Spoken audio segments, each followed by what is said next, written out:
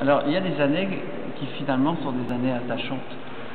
Pas forcément parce qu'elles sont les plus faciles, puisque nous avons traversé 2009 et 2010, qui étaient des années relativement faciles, où on a fait des grands vins. 2012, pour moi, c'est une année stratégique.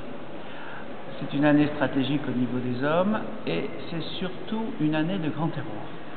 Et la notion de régulation de l'eau dans le sol a beaucoup joué dans ce millésime, puisque nous avons eu suffisamment d'eau pour maturer les raisins et surtout à l'intérieur des argiles. On l'a bien vu sur des terroirs qui étaient un peu sablonneux et profonds, on a eu des problèmes de stress hydrique et malheureusement ces raisins-là n'ont pas fait du cheval blanc ni du petit cheval.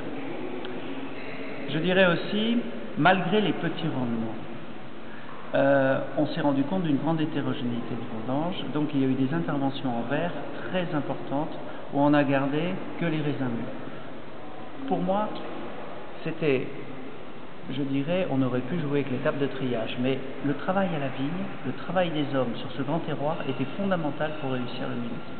Le résultat, finalement, on a fait des vendanges qui ont duré entre le 15 septembre jusqu'au 15 octobre. Donc on a pris le temps de prendre des merlots plus frais et des cabernets plus en surmaturité pour faire un vin qui ressemble étrangement à ces grands classiques comme le 98 ou le 2001, qui est d'une pureté de fruits, qui est d'une fraîcheur, qui est d'une trame qui est vraiment dense avec une finale extrêmement élégante. Si tu veux, il n'y a aucun creux. Cheval blanc a terminé sous la pluie, je me rappelle, mais le raisin était déjà ramassé pour un vin très classique et très cheval blanc, avec un 54% de merlot et un 46% de cabernet franc.